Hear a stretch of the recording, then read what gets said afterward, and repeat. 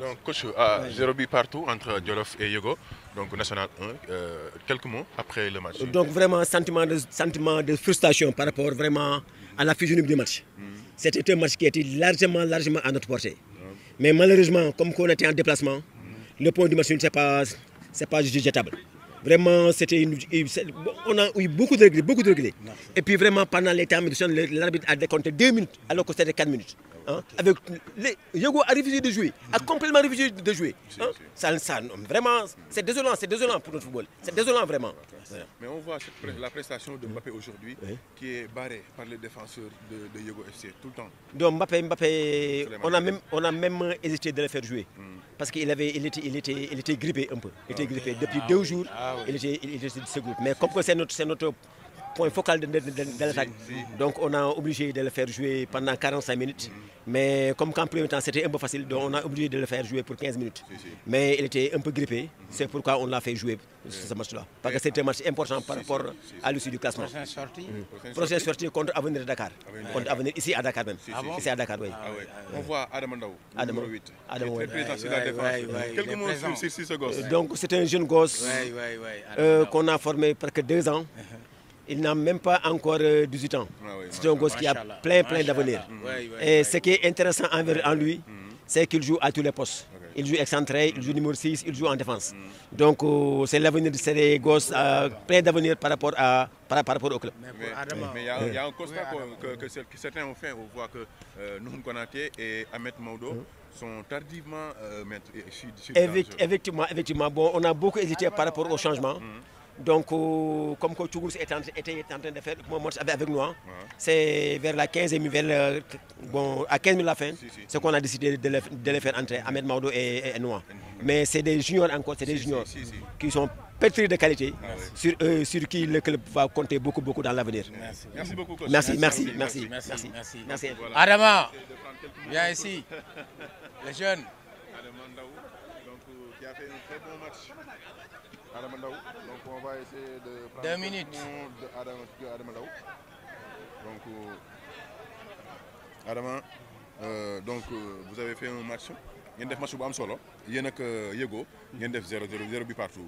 Mais yow de ton côté yow ñu gis ni macha allah tu as été très présent sur la défense loolu ñu mën a wax. waaw boo gisee sax ñun.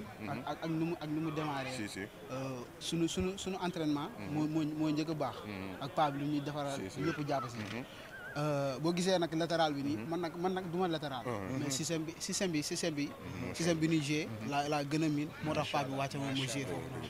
macha allah te joueur fu mu la teg foofu nga war a joué. kon donc yéen a ngi préparé bu baax prochain match. te ñu ngi koy préparé bu baax a baax. mais bi mooy sa première année en senior ou bien. waaw c'est mon première année. Ah ça c'est bien. Vraiment macha allah. Donc on souhaite bonne chance. Merci beaucoup Adama. Donc Malega est là. Malega. Oui. Aussi qui a fait un très bon match aussi, il faut le dire. Jeune alors, comment tu vas? Ça va bien. Malega, naka nga mën ñu wax gannaaw bi nga xam ne nii fu ba ngeen ak Yego ngeen def 0 but partout donc mu mel ni match bi tey yombul woon par rapport à seen match yéen ak Gendarme. waaw dëgg la tey match bi yombul woon comme contre Gendarme. mais si ñun la desoon quoi man mënoon naa li ma jàppoon mooy ñun ñoo jeexal match bi. amoon nañu occasion. mais malheureusement jéewuñ ko si def quoi.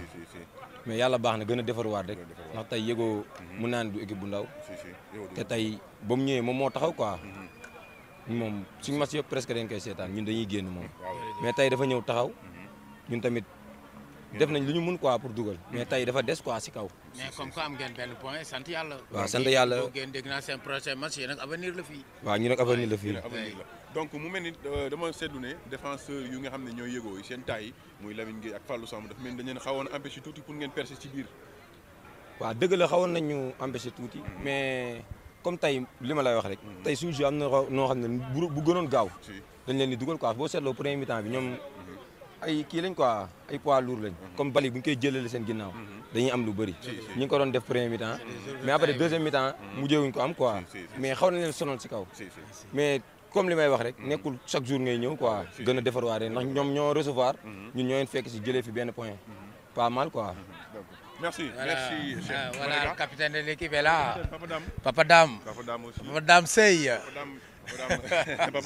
encore félicitations ci benn point bi voilà Modou. parce que vraiment def nañ match bu am solo ngeen def yéen ak Yego donc Yego c'est pas une équipe ngeen def ak moom 0-0 bi partout donc lan nga ñu mën a wax ci match bi nga xam ne def ngeen ko tey yéen ak Yego. waaw dañ naan alhamdulilah ndax tey yombul woon quoi boo xoolee dañoo génn tey te en plus tamit moom moo nekk ci kaw moo jël deuxième je pense.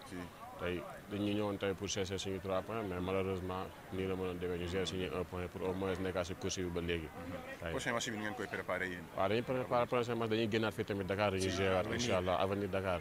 boobu xam naa nag day métti rek mais dañuy jéem essayer yóbbuwaat suñu 3 points incha allah. donc merci beaucoup ok merci. kon Modou ñu tëj fi ñu toll nii bala ñëw tëj ñu remercier le président de l'équipe Papa Alioune Ndiaye vraiment. lii vraiment encore une fois ñi ngi koy am mbégte ci moom parce que mi ngi jàppale jeunesse bi parce que le fait que chaque match mu woo la nga couvrir match bi lii la ñuy xaar ci moom un international boo xamante ni da doon prouver nekk ci kaw di football comme ay moromam ba léegi mi ngi ci mooy capitaine équipe ba mu nekk pour l'instant ñu koy ñaanal yàlla suñu borom yàlla defal ko jàmm mi ngi Turquie toujours mi ngi toujours en communication moom macha allah ñu voilà koy sant bu baax di ko gërëm ci vraiment confiance bi mu jox surtout loolu mais ci li nga xamante ni reconnaître ne liggéey bi ñu def ci nawetaan bi dëgg la peut-être moo taxoon dëgg la saa su ne bu Jolof di jouer dëgg la nekk à Dakar donc ñu couvrir ko donc c'est en direct ñu sant bu baax ñi nga xam ne ñooñu doon bàyyi xel macha allah jërëjëf Modou Gadji et les autres ñu jox leen dig daje donc très prochainement contre avenir Info 24 Sénégal donc Jolof dina am moom avenir fii lañ koy footballaatee merci beaucoup donc dañ ñëwaat def comme ni ñu defoon en direct sur Info 24 Sénégal merci beaucoup jërë ngeen jëf merci